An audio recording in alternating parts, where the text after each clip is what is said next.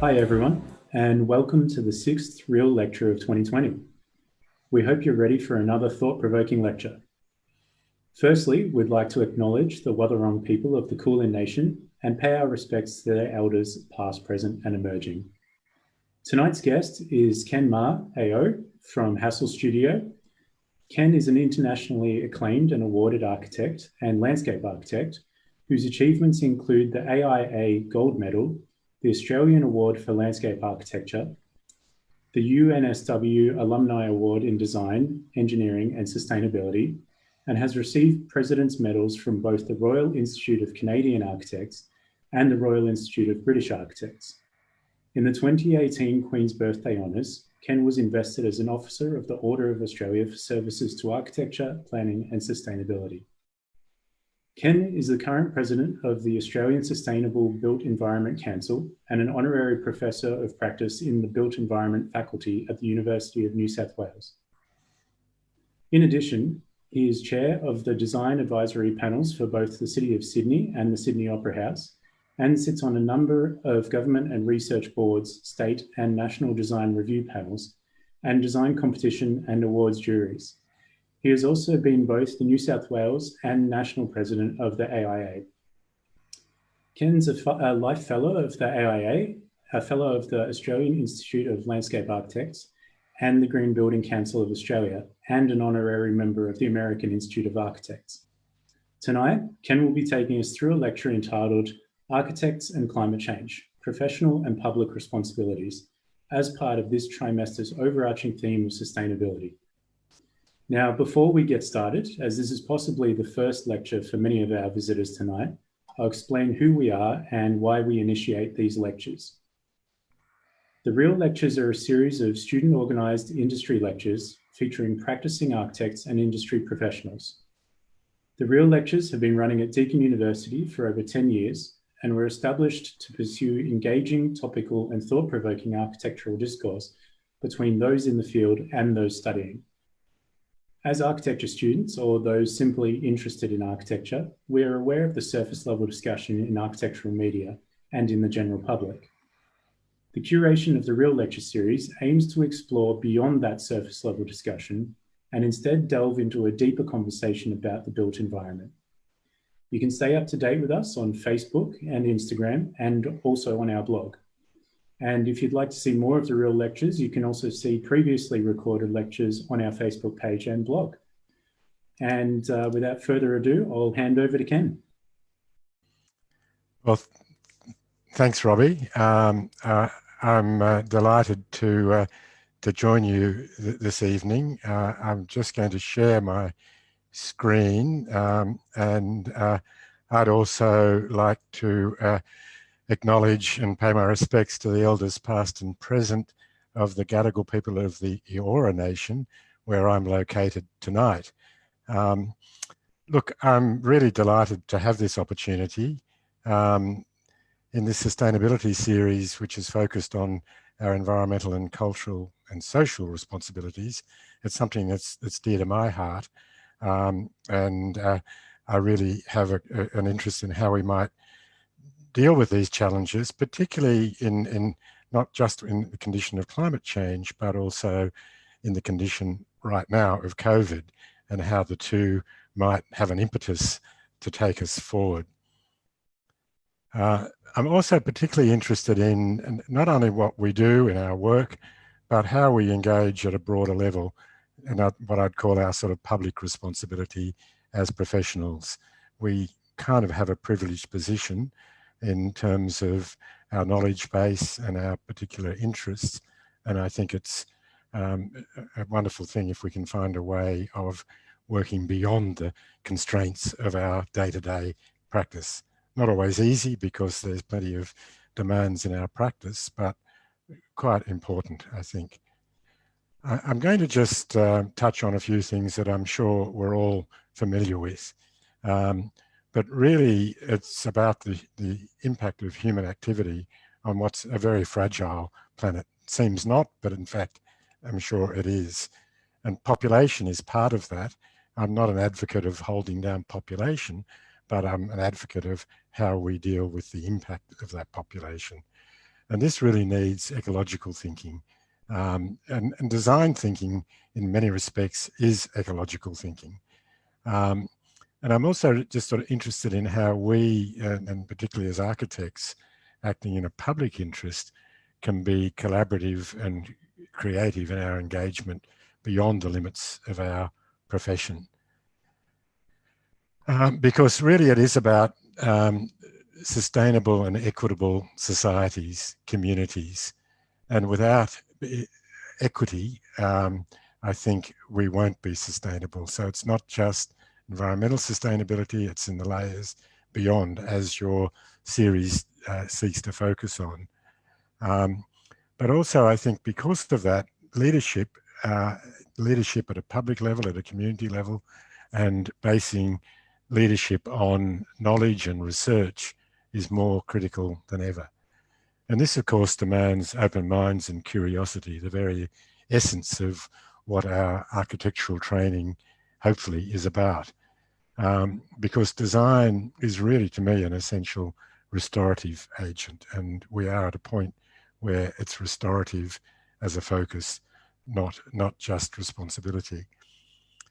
So I want to put that in a slightly broader context. And again, there'll be things that many of you are very familiar with, but I think it's important we reflect upon these things. And a reminder of the finite nature of what we occupy and our responsibilities to that. And of course, the focus of cities, which is critical to the future of our planet. I've been around a long time, as that sort of rather embarrassing exploration of my CV pointed out. I was a student in the 60s, a great time to be a student, I'd have to say. And I started to be interested in the broader context of architecture and design. I went on to study landscape architecture after I practiced for a short time, and I was very influenced by this possibly misogynist man, but one who had a great interest in the idea of the limits of our planet and the need to design with nature in Maher. I also went on to undertake a program in environmental studies and got very interested in ecology. And Paul Ehrlich, who wrote more broadly on ecology as well, but also talked about the impacts of population. And these were preoccupations back in between the 60s through to the late 70s. I think we lost that focus a little bit, and it tended to just focus on nature. Clearly, the political focus that emerged around the climate change policies became very important, and the Paris Agreement was the platform from which we've built this, but also strayed from, sadly, at a political level. And while this has been embraced by many nations, our nation and United States have been much less committed under different political regimes. The United Nations has been doing good work, and in fact, there's the development of Sustainable Development Goals has underpinned a lot of good things, and many of the institutes of architects in both the UK and here have started to focus on how we can work within the framework of these goals. It gives us a kind of international framework. But political division really makes this fight much harder. And this is a global condition, not just in this country. I want to focus a little bit on some issues a bit outside our own remit, but in some of the work that I do, particularly in the Australian Sustainable Built Environment Council, we've been interested in this broader issue of energy supply. And of course, we know there's been recent focus on gas as a way forward, on carbon capture as a way forward, and these are not really way forwards. And I always like to look at some of the political cartoonists who say, sort of shed a light on this in a different way. It really is a kind of regressive way to think. And at that political level, there is a suggestion that pragmatism is taking place, and individual policies are about notions of re-election here and in the United States, and it's very distressing in many respects. But a healthy kind of focus is really on the demand side, because demand is about design, where we can come in and have an impact and have an effect. And of course, there have been movements emerging. Architects Declare, everybody would be familiar with. And of course, the debate is a little bit, we've declared, but what's next? How can we act? How can we be more effective? Lots of limitations on what we can do. We work with the permission of clients in many respects. So we have to be very clear about what we can do, but how we can advocate as a profession at a public level, at a political level, because really we need regenerative and self-sustaining systems. And it's great to take vocal action, and not just with Architects Declare, but also in joining in the youth movement that's been very clear about this. Many people are invested in a future that's very uncertain. But also I'm sort of interested in, it's becoming a little bit binary. And it's important that I think we keep the debate open for allowing people to do whatever they can. And this has been in the UK talked of about a no public blame, no shame policy, which I'm very keen on, because small steps are important, big steps are necessary. How do we, but let's not be so divisive that we prevent people from, in their own way, making a difference. I'm also quite, encouraged. I'm an optimist. I think architects, designers are generally optimists, and we need to remain as optimists, because that's the only way I think we'll have an impact.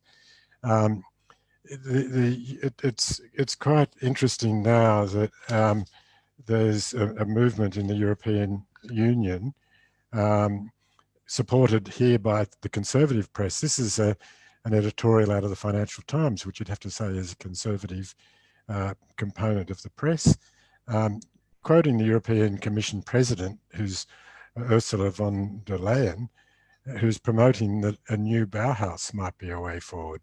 Some of you might be familiar with the Bauhaus, but it was at a point in time where there was a huge technical transformation going on, a new opportunity, and trying to tie that into a social future that was about society and equity. And I think this observation that it could be a time for a new Bauhaus is something really encouraging, and something that we might consider, not necessarily literally as a Bauhaus, but something where design and technology is going to lead to a new equitable future. So I'm going to talk tonight a little bit about both practice and how we in HASSEL have thought about it, but importantly about outreach beyond practice, if you like. And my personal involvement in that, beyond the Institute of Architects and other forums, has been through research, which has been in the Cooperative Research Centre for Low Carbon Living, and in a kind of broader cross-disciplinary organisation, which is the Australian Sustainable Built Environment Council. And at the end, I will talk a bit about how we're approaching this in HASSEL. But I'm going to start with the others. So firstly, the CRC for low carbon living. This was a $100 million research institute across about 5 different academic institutions, funded with 25 million initially out of the federal government, and 75 million in kind and in money from industry and professional groups, etc. The CEO was Deo Prasad, an academic out of the University of New South Wales, and it was based in the University of New South Wales, but as I said, was across a number of other academic institutions and a number of key players. But it was end-driven research, quite pragmatic research, but focused on social and technological solutions and an evidence base for planning and policy innovations. And it was also a capacity building opportunity. These are some of the key participants, and they were across government, manufacturing, developers and professionals. And HASSEL was part of this as well, and I was on the board. A very impressive paper-based document has been produced, but obviously there's a lot of stuff online as well. But this explored an enormous number of programs and projects, which I'll touch on a little bit as we dig in a bit further. Fundamentally, the framework was around a notion that we could have pathways as well as three key areas of focus. And the focus were about building systems, integrated building systems, low carbon precincts, and engaged communities. We felt that if we wanted to have any traction, we had to really engage the community in some way, and we did this through living laboratories and education and capacity building.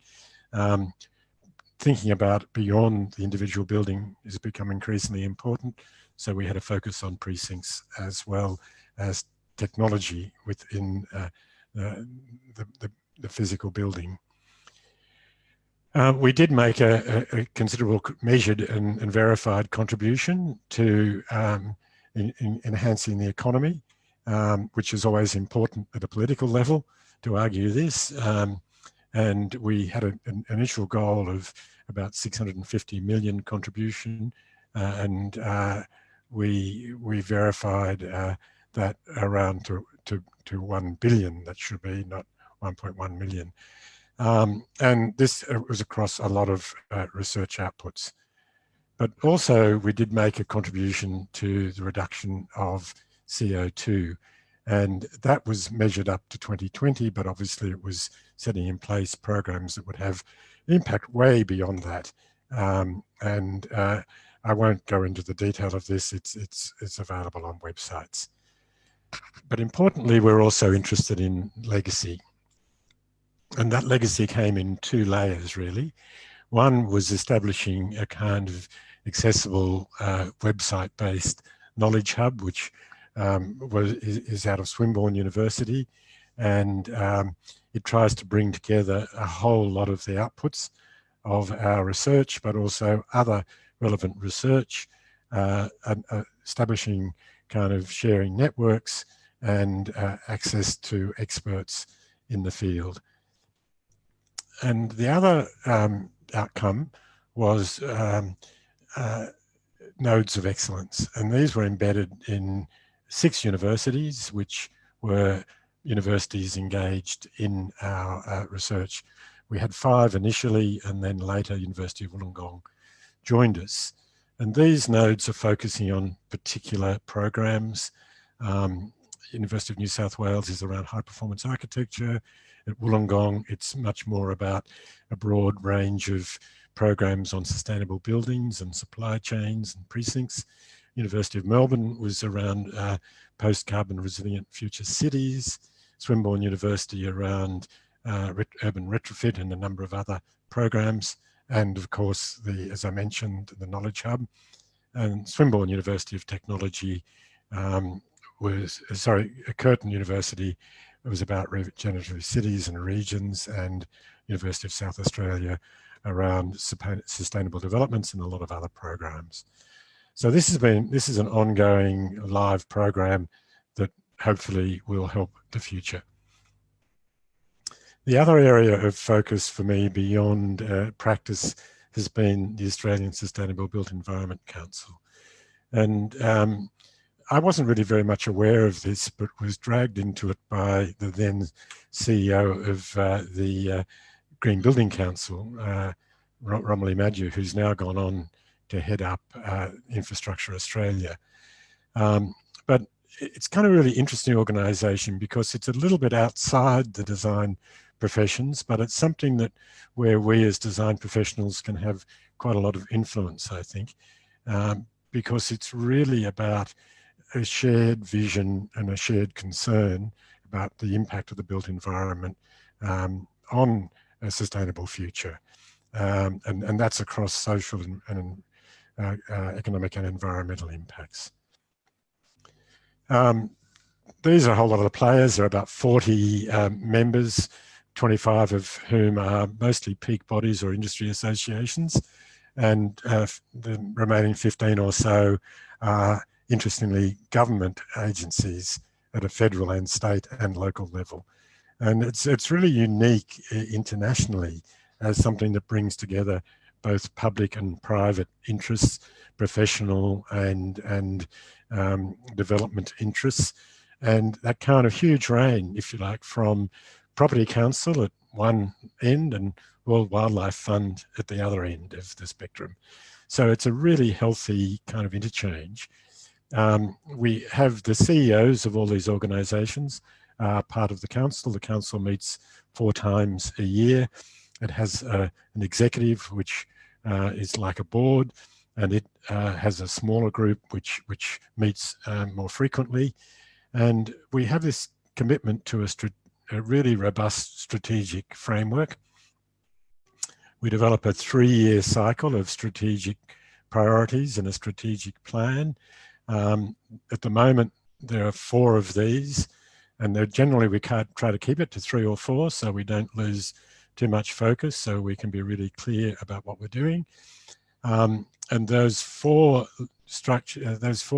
areas of priority at the moment are cities and infrastructure at the broader level, sustainable housing at a more granular level, and I'll explain these a little bit more, energy efficiency and emissions, about the kind of framework within which we operate, and then quite specifically the building code, because we recognise that the building code's there to stop the worst, if you like, and it really hasn't been dealing effectively with sustainability issues.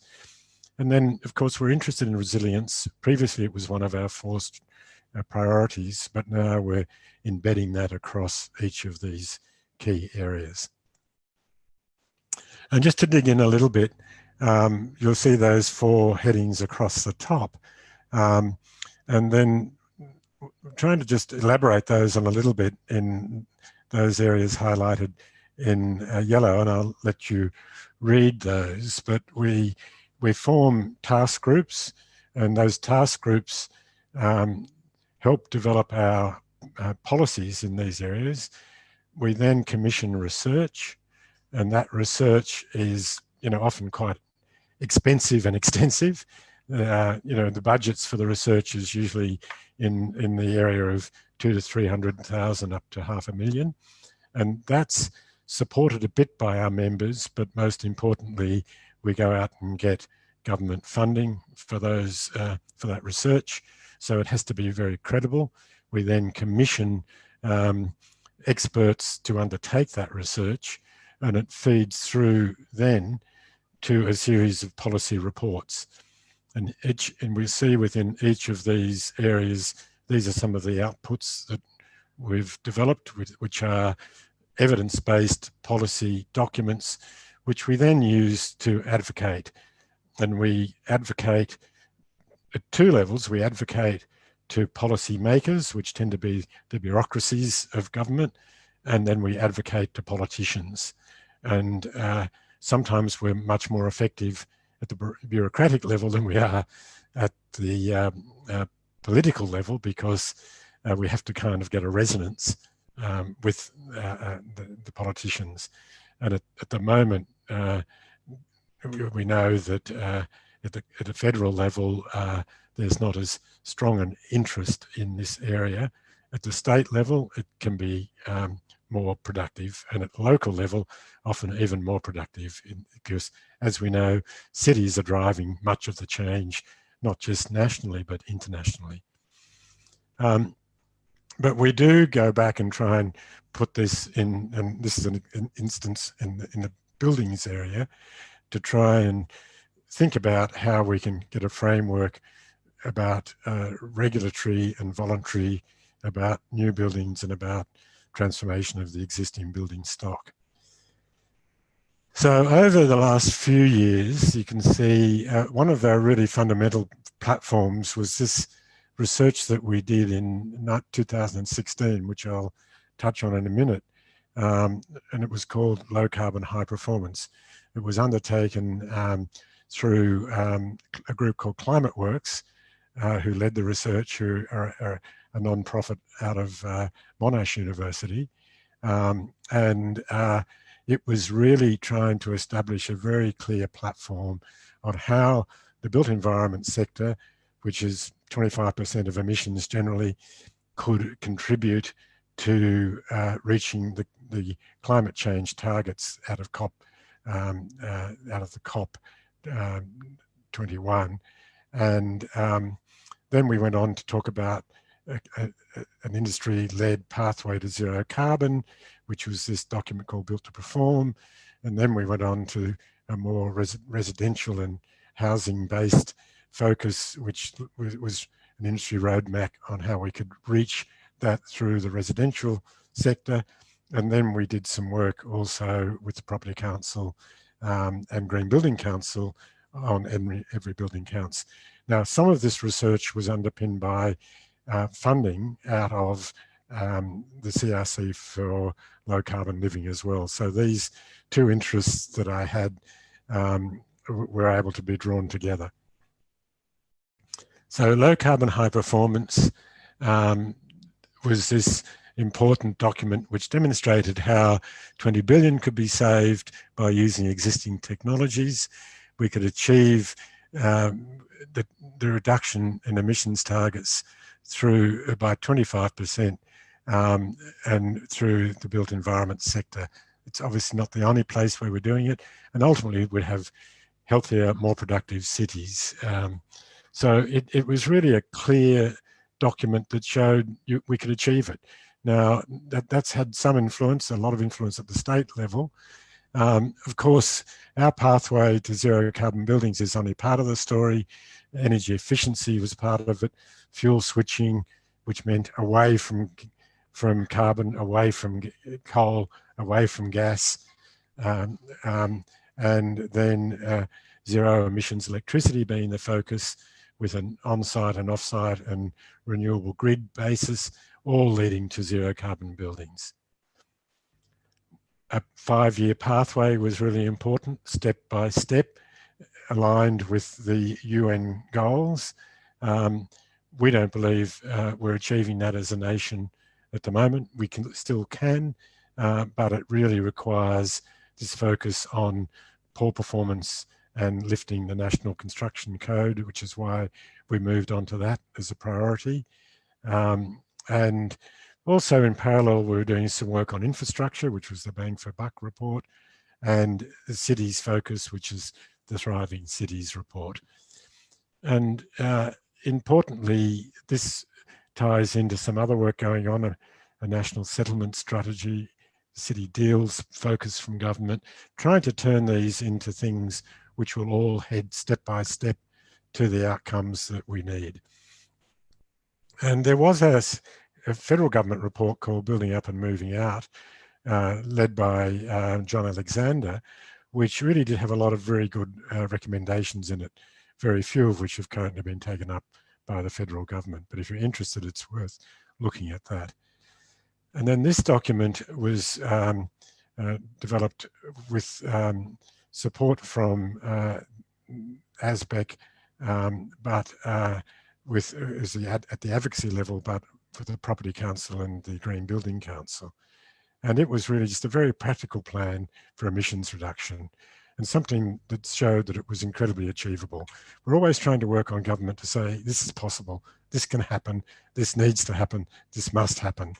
And we developed a series of themes. Again, this hasn't got a lot of traction, but is still there as evidence-based for the feds. But these 7 themes, which were about both in incentivizing but establishing critical minimum standards, about government encouraging and supporting government leadership, about having robust rating tools to measure what we're doing, and about transforming to more sustainable materials. We've also been doing a lot of work on the housing sector, and some of those reports that I've touched on are shown here. But really, we've developed this very pragmatic focus on the National Construction Code, because we've got to stop the worst happening. And we have to remember that 51% of our buildings in 2050 will be built after. So there's a great opportunity with new stock, but there's also an incredible contribution with the existing stock, which needs to be reworked. So this is all a little bit technical, but I just thought it's worth touching on, because we do need to have that code go across a whole series of different typologies. And we've done a lot of work, again, with climate change and others on what the energy use is across these different typologies and how far they've got to go to get to net zero.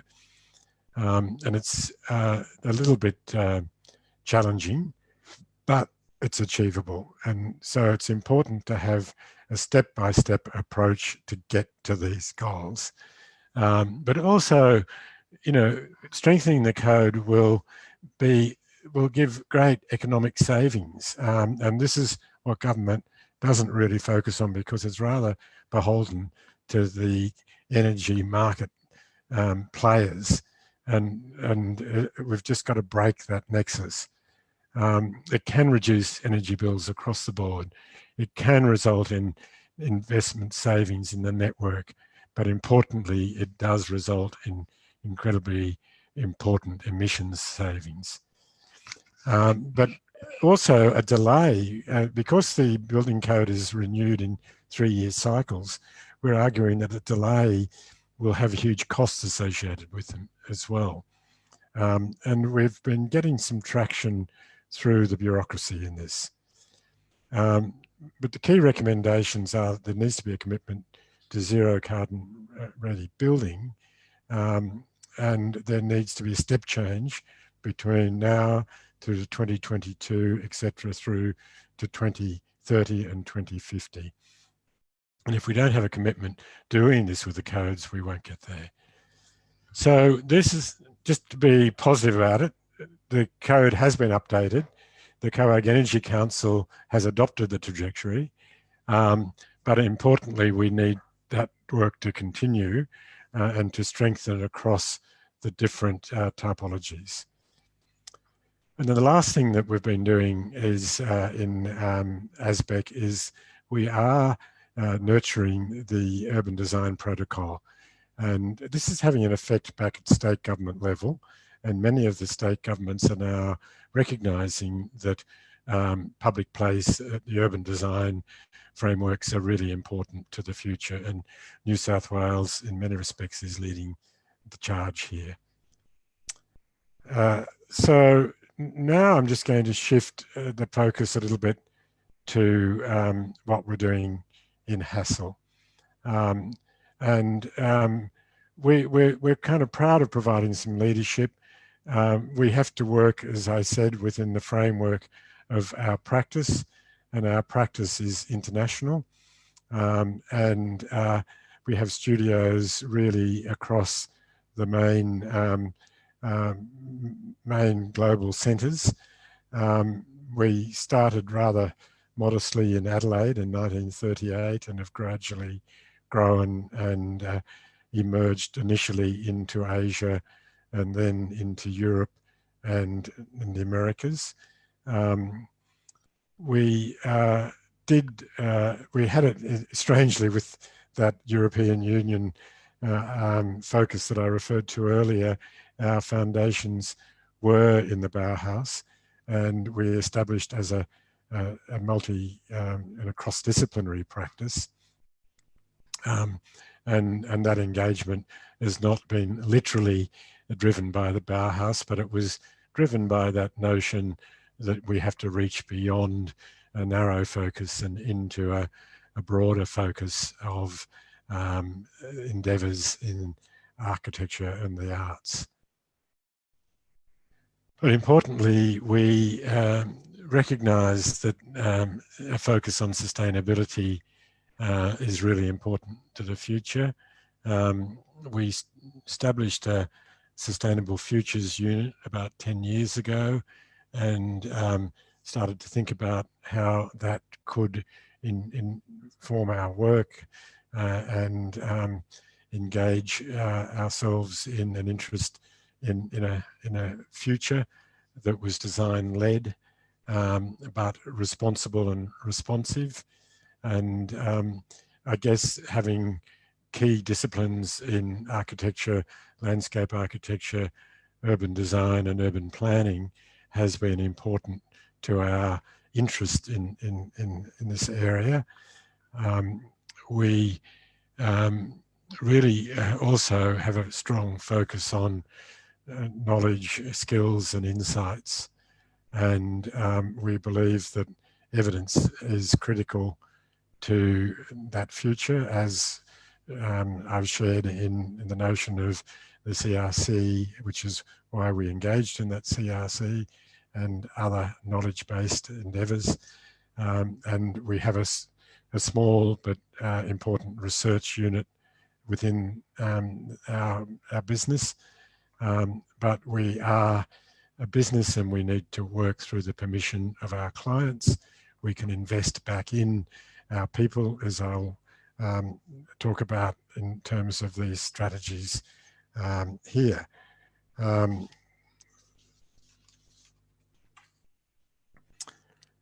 So we've developed importantly through the leadership of Brett Pollard, one of our practitioners who's now working part-time and working on his own PhD. We've had to put together a kind of strong procedure-based sustainability framework. And our kind of interest is really to reduce the environmental impact of our projects, our studios, and to maximize the value. And in order to do this, we kind of have this program to inspire change within our organization, within our clients, and within our own people, to build awareness for our capability and capacity.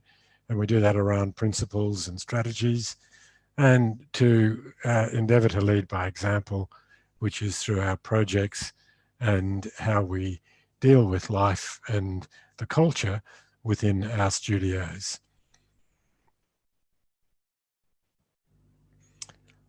We also have an environmental management system, which is part of our professional practice system. This does all sound quite formal, but with an organisation of 800 or so people in dispersed locations, it's really important that we have a clarity in how we go about things, how we share our knowledge, how we share our experience, and how we share the kind of processes that we undertake.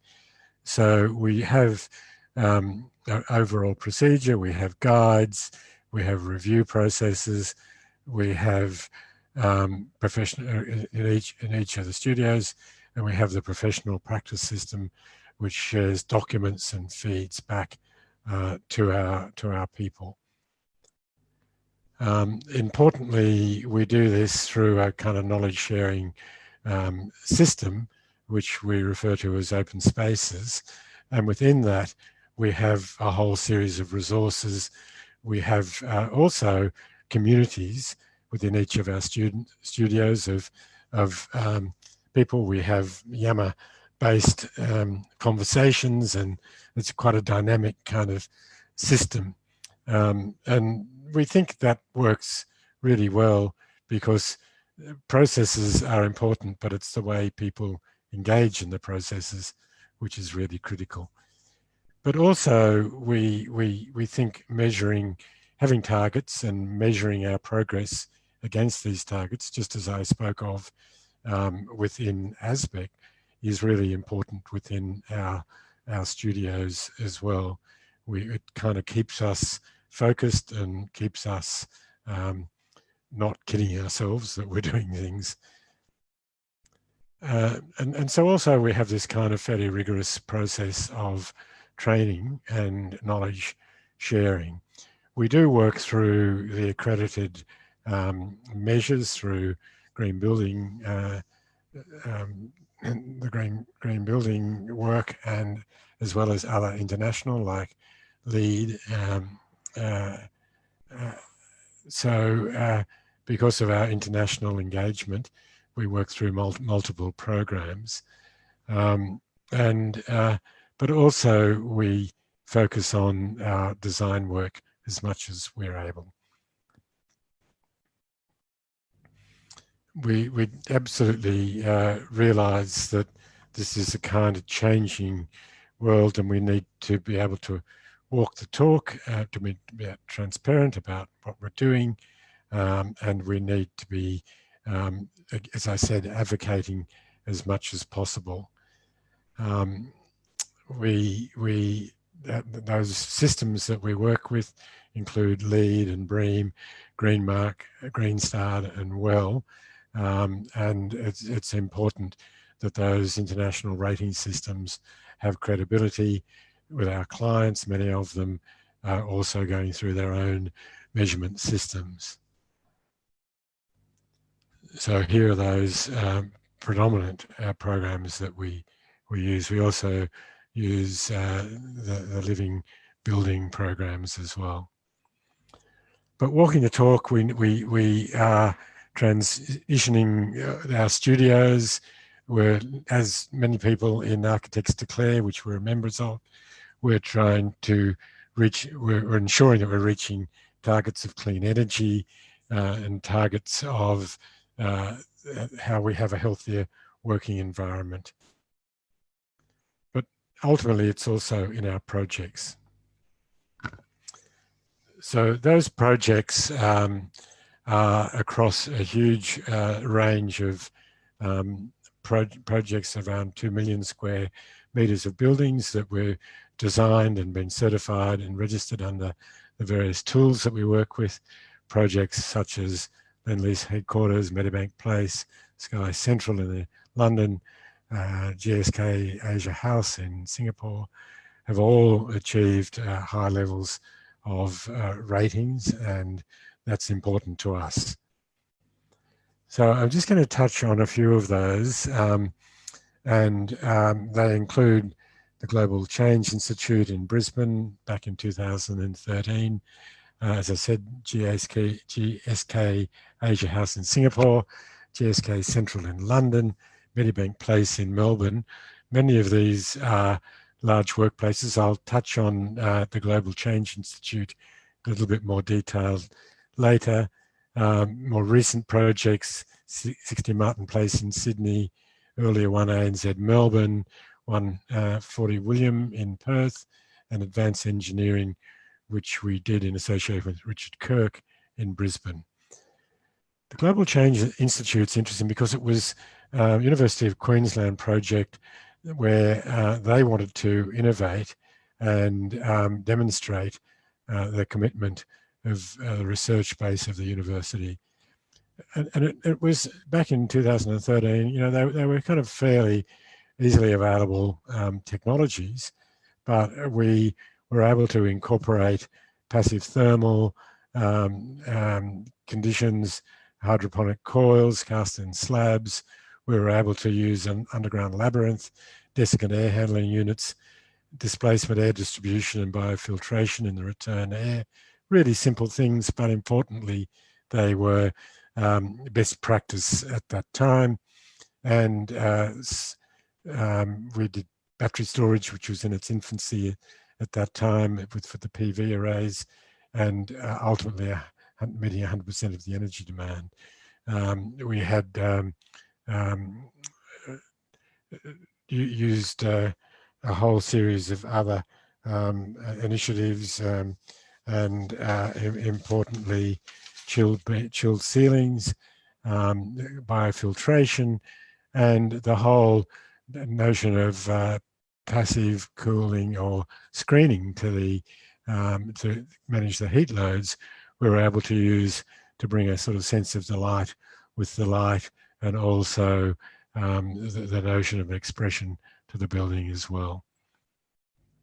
But importantly, we're also interested in sustainability beyond merely the buildings, transport systems. We've done a lot of work with transport systems, public transport, and ensuring that public transport is not only relies upon minimizing energy demands, but giving a really incredible experience to the transport passengers.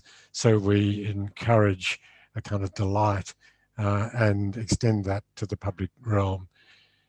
We've also done quite a lot of projects. This one on the top right is a project that we did in San Francisco around the future of the Bay and how the city might deal with resilience. This has been a really strong focus in the United States, in New York and in San Francisco.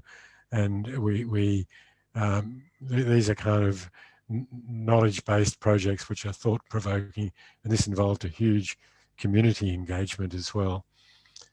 On the cultural side, down in the bottom left, we've got the Maningrida Arts and Cultural Precinct, which has given us an opportunity to engage with the Indigenous community, and again work with kind of lean means and a way of embodying an ethic around sustainability. And then on the bottom right, it's Common Ground Housing in Sydney, which was really about ensuring that there's a focus on community and public housing. And we donated most of our services for this project. And it's recognizing that sustainability it reaches beyond the environmental focus that we're very interested in as well. And other public projects engaging the public in other ways. We're very focused on the public realm, improving the quality of the public realm, including the sustainability of the public realm.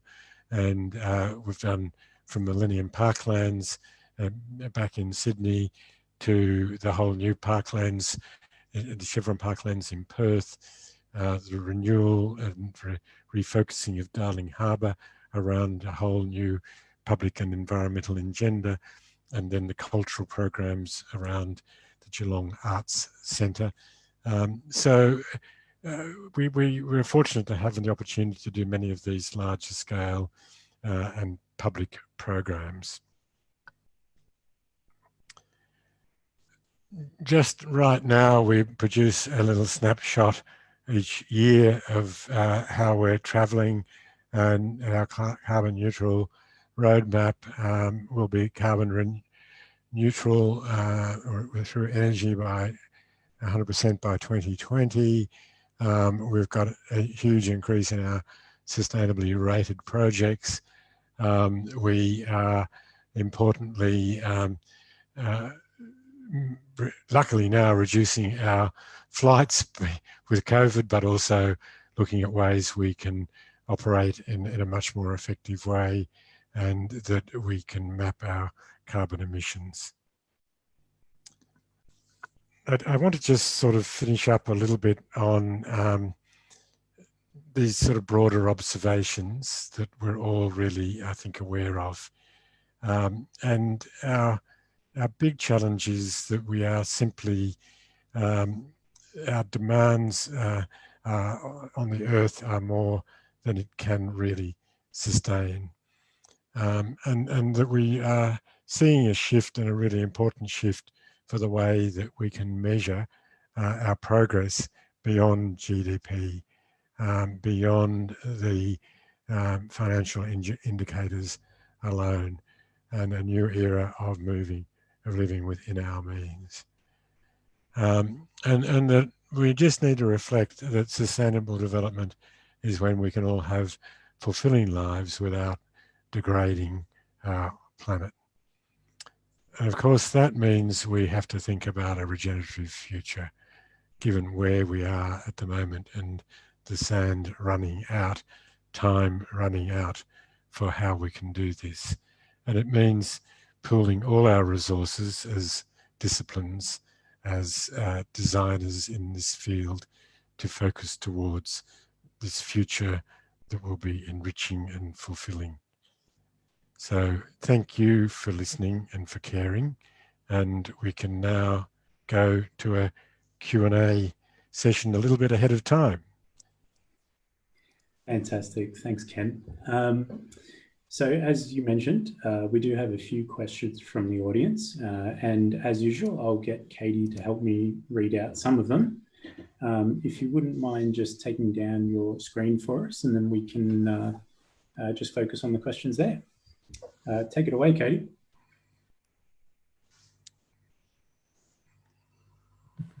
Thanks so much, Ken. I'm going to start with a question from the audience. We've got one here from Aaron, who asks, as architecture students, what can we do to push governments and industry bodies to legislate 100% net zero emission buildings by 2050? And I know during your lecture there, you mentioned advocating as much as possible. Would you answer in that way? I think being vocal is really important, but we're a kind of small group. That doesn't mean we can't be influential, but I think it's really important that that advocacy reaches a broader audience. As architects, we often fall into the trap of convincing each other what's important, and we can become a little bit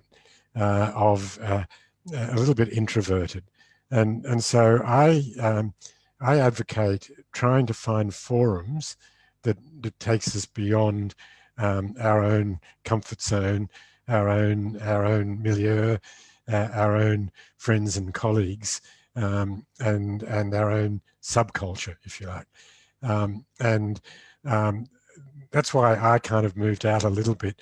Sure, I got involved in the Institute of Architects, which is our subculture, but I really wanted to focus on how that could influence others. If I use the numbers, in our profession, there's probably around 20,000 or so people who are registered architects. There's 10 or 12,000 or so in the Institute of Architects. ASBEC, when you go to a broader level of industry, has got 300,000 people. That's why I like to use that voice. That's an industry voice. And then, of course, at a public level, there's millions. So how do we get to those? I passionately believe that we've got a lot to say, and that the world we occupy, the way we build it, the way we design it, the way we experience it is so important, and it's so underrated by some degree the community, but to a very high degree by our politicians. And we've got to find a way of breaking that. The politicians tend to listen to some degree to the community. Not always, but they've got to be voted in. And the more vocal the community is about these issues, the more chance we've got of transformation, of change. Not to say we don't speak ourselves. Architects Declare, students being very active is really important. The youth movement is incredibly important because it's your future. I really commend that important public demonstration, if you like, but that alone won't necessarily get us there. So we've got to find ways of infiltrating the minds of the public, of demonstrating how important these things are. And I think the notion of getting evidence, finding the research, finding great examples, international examples, finding the support that we can get through organisations like the European Union, and because I think they are being more effective. There's a couple of talks we did at ASBEC recently on some of the work that's going on in the European Union around the transformation of the built environment. Just promulgating as much as we can through social media, through all the means that we have, and giving really good examples. So action is really important. Being active is important. Trying to highlight tangible evidence is really important. But certainly supporting each other in our subcultures again is really important. But I just think we've got to find a way through. My way through is engaging in these broader forums. And in our CRC, we did put together a bid for a future city CRC, which didn't get up, but we'll probably keep doing some more work around that.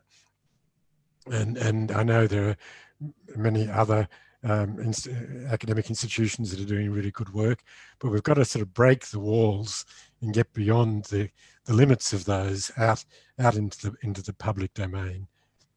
I think it's interesting as a student seeing it firsthand and hearing it from the industry about, you know, all the limitations that we have can be a bit disheartening. But I like that perspective, you know, where you can look to the broader community, and what you said earlier in the lecture, where you said you have to kind of take a positive aspect on it and focus on the things that you can influence. And I think that's a good way of looking at it. Yeah, I think there's a risk of being caught with negativity, and it's really easy. And you know, I mean, I think, you know, we've got to keep optimism. We can have a future. We will have a future, and design is so critical to that future. We need our voices to be heard, or we will spiral into negativity. And I think we just have to give support to each other. And even if we're taking baby steps, it's still good. It's still positive. I'm a little despairing of the kind of, as I said earlier, the kind of binary divisions that occur. You know, that's good, that's bad. And I could easily be drawn into that, because I really feel that our political so-called leaders have to step up and do more. But we have to help them. We have to encourage them. We have to support them to do that. And the more we're negative about it, the less we'll be heard. It's a great message. Mm-hmm. Okay, now we've got another question from our very own Professor James Dorfler. He says, firstly, thank you, Ken, for being with us tonight. This is an amazing engagement by a leader in our profession in sustainability and resiliency. And then goes on to ask, why do we not see this research influencing the current built environment and projects that we see being built around us? And what do you suggest that students and young architects can do to become fuel for this change? It's a good question, and thank you, Jim. I think that it's interesting that there's possibly some reforms that we have to work for, which is about the position and influence of our profession. And I think we have been a little marginalized. And it's it's been talked about before. And I think there are some opportunities, nevertheless, for that to be turned around. And there's some work going on within our institute and other organizations like Architects Declare to deal with this. I think the whole issue of the fact that we, as a profession, gave up some of our territory around implementation, project management, project delivery, has been to our disadvantage. But it's also been proven to be to the disadvantage of the community at large through this whole question of building quality that's emerged, the fire risks that's emerged, and the whole reform that's now having to happen around that. And it's put a light a little bit on the need for there to be much greater interest in the quality of design from inception to delivery. There's a role, of course, for our interest in design at a theoretical and abstract level, and we still need to keep doing that as a profession. But we need to recognize that our skills and our focus is still important right through to the end of the process. And what's emerged is a dominance around, in the development industry, of design and construct, and for the developers to become, in effect, our clients for public projects particularly. And I think our advocacy needs to be more and more as a profession, and we need to gather together around us people who also care, and it's about the public interest, and why I keep talking about the public interest, because it is absolutely in the public interest that buildings are built well, beautifully designed, are delivered in that way, and we as a profession are engaged in that from beginning to end. That's been demonstrated that it's not in the public interest for that not to happen. And we have this sort of opportunity now to raise that as a really important issue. I think the Institute of Architects is starting to do that. It needs to do more.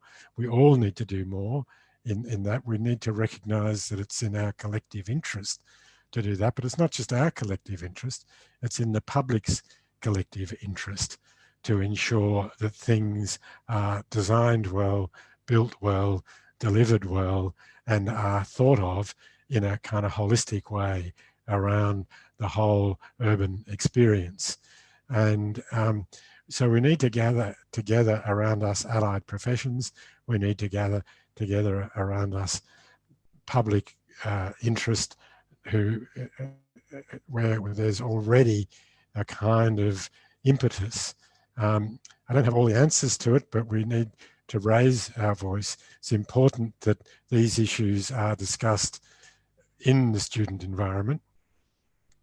And so there's an important awareness of how critical this is.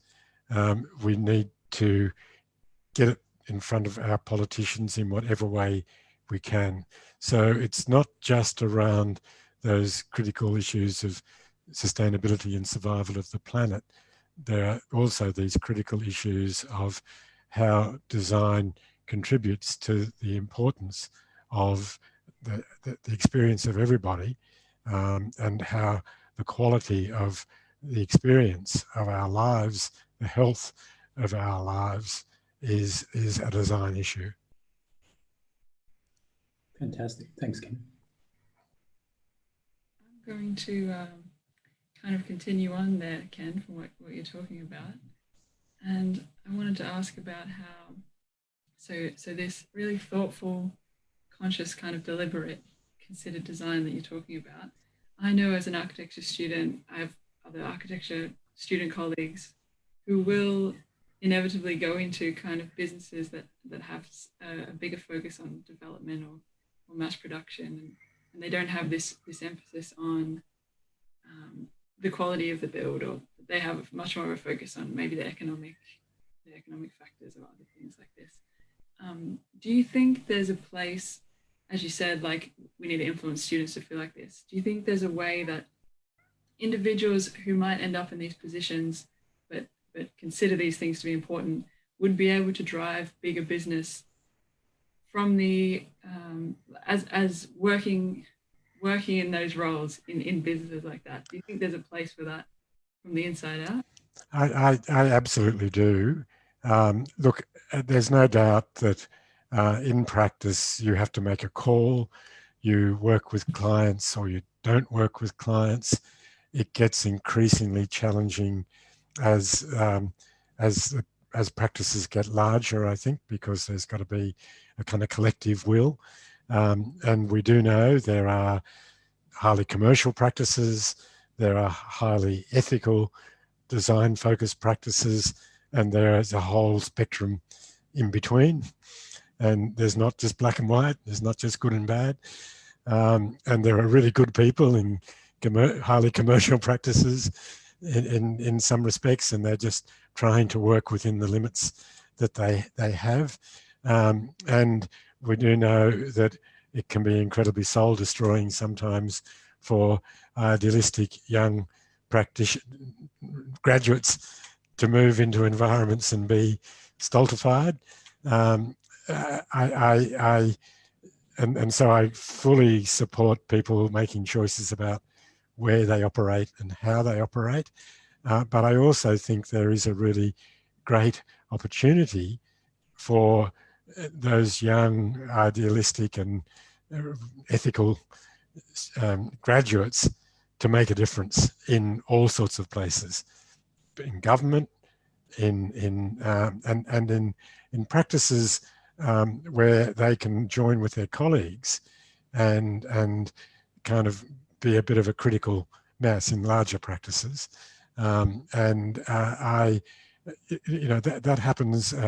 We have some really great young people in HASSEL who form interest groups, if you like, and apply their own pressure to ensuring the culture develops.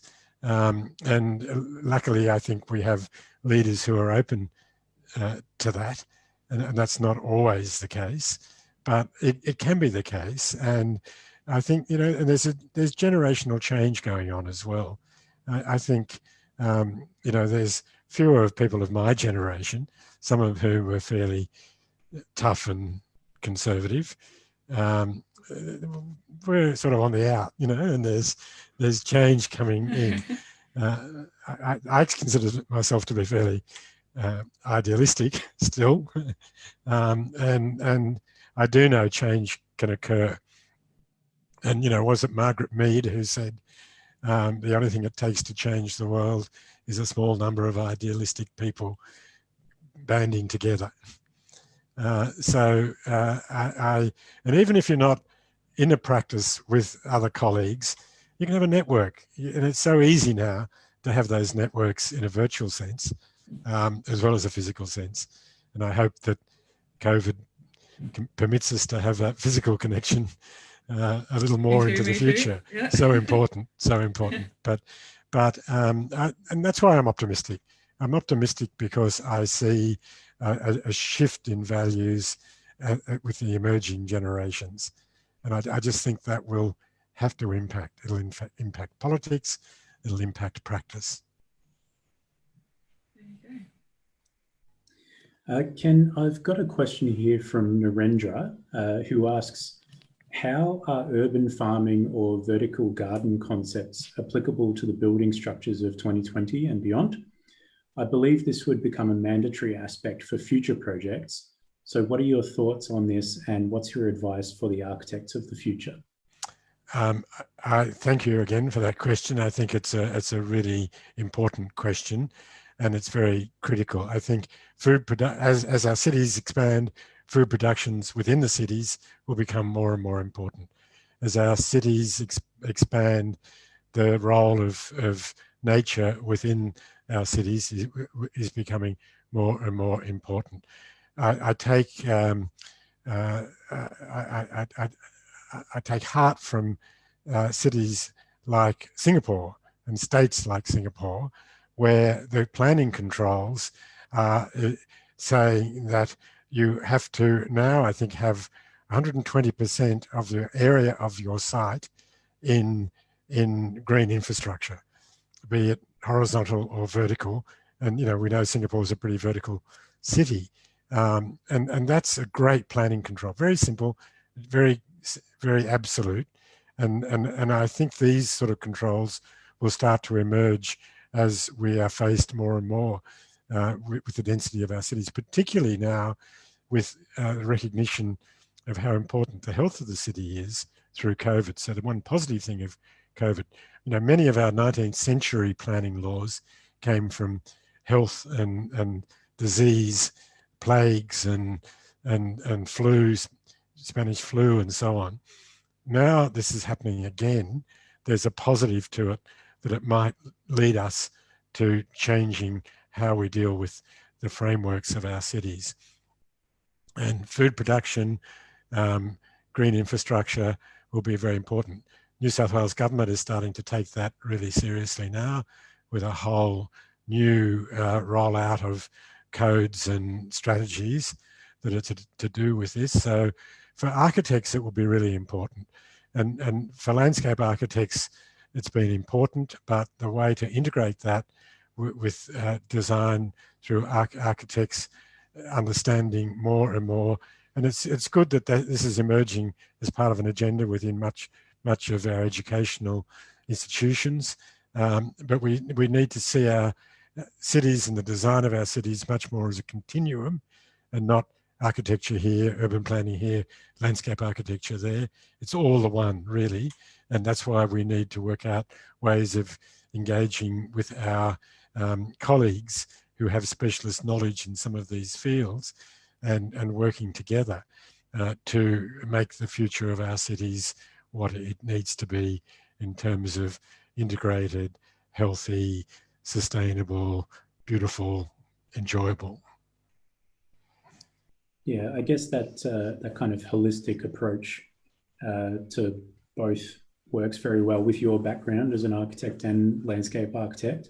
It's something you obviously enjoy seeing as well. Yeah, I chose to do that. I guess when I set out in architecture, and I'm still passionate about architecture, and it's still something I love doing, but I kind of kept thinking, partly because I studied landscape, which was really botany and ecology were really important to me within that. And then I kind of moved in a little bit to studying a broader approach to environmental studies. But I did that because I've kept thinking the individual object is interconnected. It's nothing without its how it's sort of connected with how it draws from and how it contributes to the greater whole. And also the experience is contiguous. You know, we don't stop, oh, we're experiencing landscape here, oh, we're experiencing architecture here. We're experiencing space, we're experiencing form, we're experiencing nature, we're experiencing, and you know, and also some of my most inspiring experiences were from nature. You walk into a beautiful forest with light filtering through the trees, your spirits are just lifted, you know. And part of our role is lifting people's spirits, letting people understand how wonderful life is, how beautiful the world is, how important it is to sustain those qualities. And architecture alone, isolated, couldn't really do that for me. But now, knowing architecture as part of a greater continuum does it for me even more. But again, we overlay this notion of the limits of our planet. It becomes so much more critical.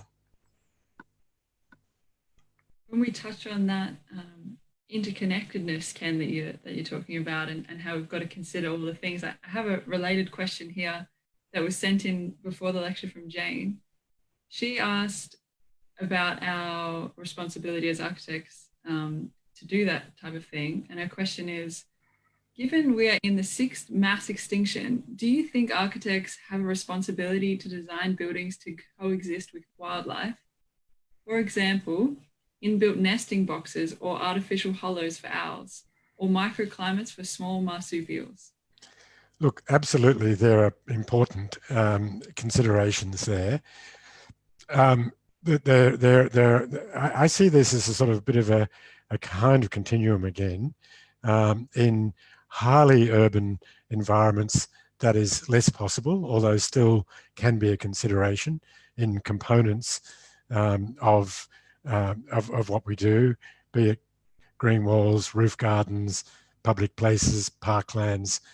We can't do it everywhere, but as we move more into the periphery of cities and into broader landscapes, that balance sort of twists or inverts, and the notion of what we do there and in supporting wildlife becomes more critical. So I think it's very much a contextual consideration, but one where it's kind of a crossover balance from an emphasis one way through to the other, an emphasis from the other way back. And to me, that's, I kind of am very interested in kind of ecological and evolutionary principles. And that's all about balance. And that's all about continuity and interdependency. And so these things need to be thought of as where they're appropriate, and how they relate to a kind of overall sense of interconnectedness.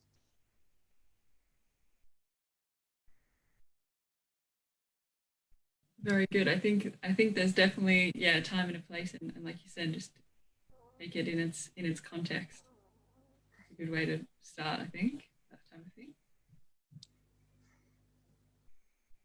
Okay, I've got another here, Ken, also from Narendra. He's doing well tonight. What is your vision for the architecture of 2050? And during the lecture, you mentioned that 51% of buildings in 2050 will be built after 2019. Maybe in your response, you might like to comment on Terraform Australis, the 2010 Venice Architecture Biennale submission by HASSEL, Hollow Point and the Environment Institute, which was to create an inland sea to power and feed cities. And it was remiss of me perhaps not to make reference to that submission in my talk, because I think it was playful, but it was also serious. In a sense, I think architects, by 2050, our architecture will have to be much more responsive and responsible, and to some degree organic in the sense of its ability to change, modify, and when it finally goes to be have no negative impact. But there's also this kind of bigger issue of our country, and we've touched on population. And while there's been a kind of pause over COVID, that entry was predicated on the notion that Australia might be 50 million by 2050, and it might be occupied by much more kind of urban development. So that urban development will need in itself to be much more regenerative, if you like. But also there will be more of it across our nation. And that idea of the inland sea, which I have to say was a HASSEL idea, but not my personal idea, although I love it, was to sort of, we are fringe dwellers and edge dwellers, but also the environment and the climate can be much more benign when it's more water-based, and our planet's 98% water. And so this kind of idea of transforming deserts into more productive landscapes was part of that. And also within that, supporting cities with a more benign climate. And that will be really important as our climate becomes more extreme. So it was a kind of radical intervention. And we are probably going to have some radical interventions. We probably don't quite know what they are yet, and they will evolve. But we do know that our buildings and our cities will have to be regenerative and be not taking out, but giving back. We do know that we'll probably have to help them modify the climate and reduce urban heat impacts, change our climate in many ways, which will mean a significant shift to the way our nation works, perhaps, and the way we might need some of those radical ideas like we suggested in the Biennale. So I think those are things that we know. We know change will be necessary. Just as 50% of buildings will be new, 50% will still be there. And so we need to think about how we adapt those. It's very interesting to me the worst came during the 20th century in many regards. 19th century buildings tended to have, because they were less dependent upon high levels of technology, tend to have lasted well and been able to be adapted to different uses and different modes, etc. Great warehouses, had pretty good thermal inertia, etc. And even our older buildings internationally, I often say that sustainable buildings are not new. Igloos were very sustainable. All those wonderful Middle Eastern buildings that were in the ground or had thermal chimneys and so on, all those technologies were there and they were fantastic. And we are already reconsidering some of those, and we will need to do that. We'll need to build buildings that are much more adaptable to changing uses. We got very specialized in the 20th century. Housing was different from office buildings that were different. Now, even, COVID's telling us something about this, because we're working at home and we're living in, we might be living in workplaces, all these things. Those, we have to adapt a lot of those buildings to something that is more sustainable, and meanwhile also getting rid of toxic materials and adding regenerative materials. In this country, we've probably got a bit more opportunity in a way, because in Europe, the legacy for the earlier buildings from the 15th, from 14th, 15th, 16th, 17th, 18th century is much greater, and they have to respect that. And there's less opportunity for change, and those buildings are perhaps more sustainable in many respects. They might be, worked over with new green occupation and so on, and be stripped of certain mechanical systems and opened up.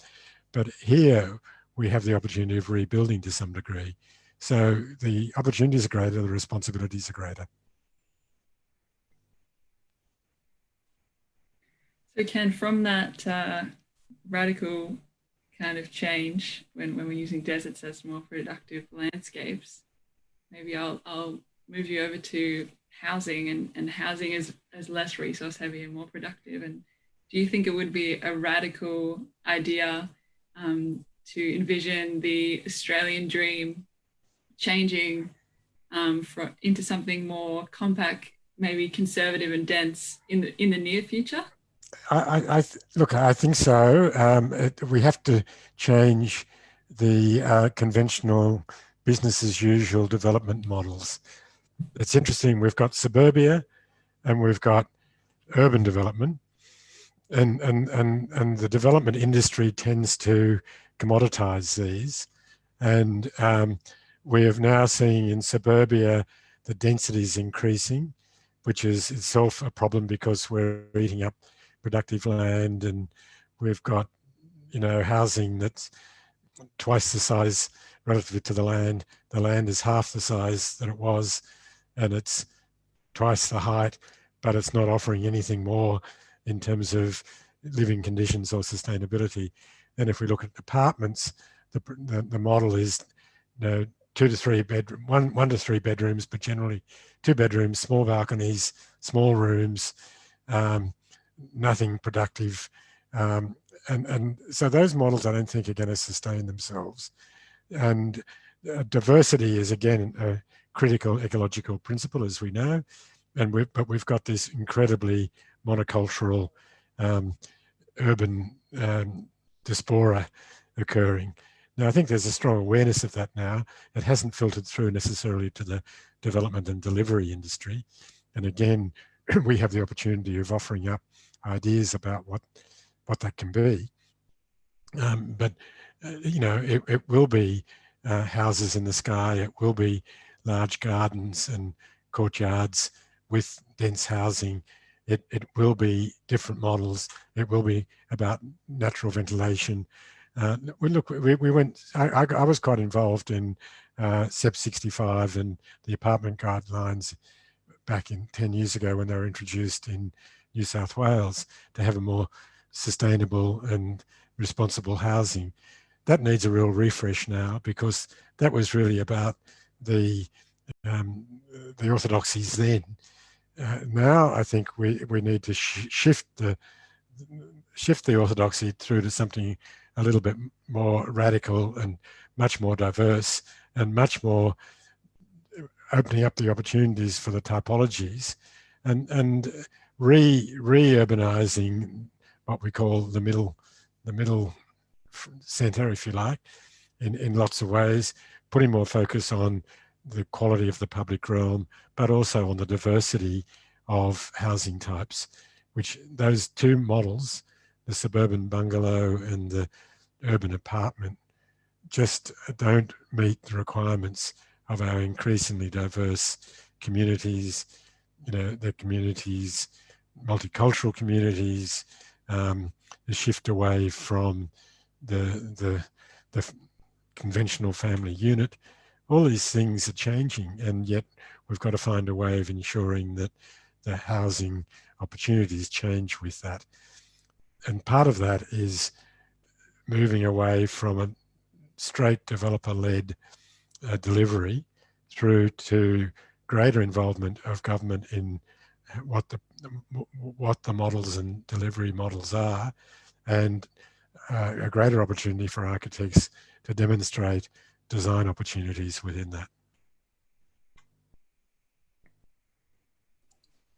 Okay, I've got one here from Steph Ken.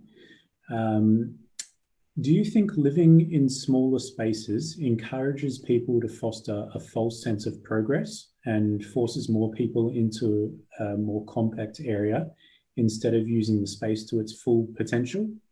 For example, community garden co-ops? I'm not quite clear on the question. If I can use an example where small spaces are very successful, and that's in what many of you would be familiar with, is the Nightingale housing model. And I think it's a fabulous model, and Jeremy McLeod is to be really supported in his endeavours. I've got a particular interest because my son lives in Nightingale 1 in Melbourne, and it's a great development. He lives in a very compact one-bedroom apartment and with his partner, and I'm sure many of you are familiar with those, and it does have rooftop community spaces. It has a really strong community that's encouraged by shared facilities. So I think that's a great model for an inner urban solution, which is for very compact living, but compact living that encourages community. It's not the only model. I think, look, we have to do more with less. So, Australia went through an era where we had the largest houses internationally. We had, I can't remember what the figures were, but almost 250 square meters was seen as a family house, a family unit, which is just profligate in its use of resources. So we also need a more public city, I think, and COVID has caused a bit of retreat, but it's also made people really value the public places. If we have a really good public realm in the city, if all our streets are beautiful and shaded and pedestrian focused, if our shared public parks and spaces are again beautiful and sustainable and productive in some places, then we can have more compact places to live, but less suburban. Suburban places led to isolation. Everybody replicated everything in their own kind of places. So that goes to this kind of diversity of models. But I do think maybe we do need some shared places in our housing where we can work as well, with a bit of a shift away from the major city centres to more localised centres. But I really think humans are social beings, and we need the social spaces, the shared spaces, to live out our lives well, and which means we're going to have slightly more compact individual places, but they need in themselves to have notion of individual. There was a great book done in the 60s by Serge Shemov, which is called, I think, Community and Privacy. And really, that's what housing is all about. The right balance between community and privacy. Very nicely summed up. I just want to say, Ken, I'm gonna ask a final question, but I really want to say that I think your enthusiasm and positivity tonight is really infectious, and it's so great for someone like yourself, such a leader in the industry, to kind of express this to us. Like in my experience as a student, you don't always meet people with your kind of positivity, you know, like sometimes even talking about yourself, you know, working towards certain goals that can be frustrating in politics and things, you can get kind of disheartened. But I think it's really encouraging to hear you talk like this, and makes me feel super positive as a student to keep going. You should. So you should.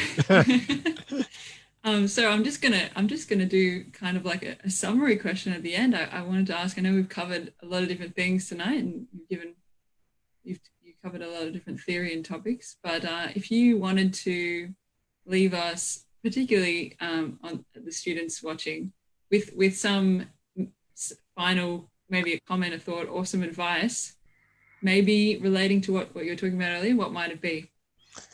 Look, I think it would be value your craft and your art, because that's really important, but enact it in the public interest as well as your own private interests.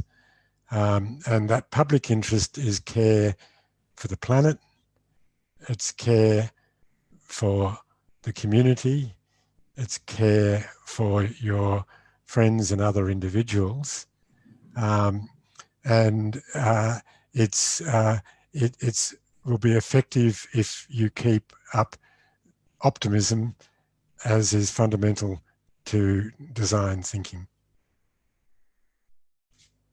Ending on another positive note. All right. So that's all we have time for this week. I'd like to thank Ken again for his time and joining us here in our 6th Real Lecture of the year.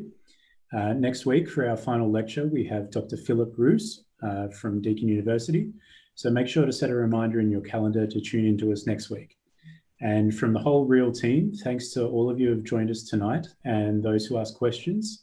We're really excited to be able to continue bringing the Real lectures to you live, and we'll see you next time.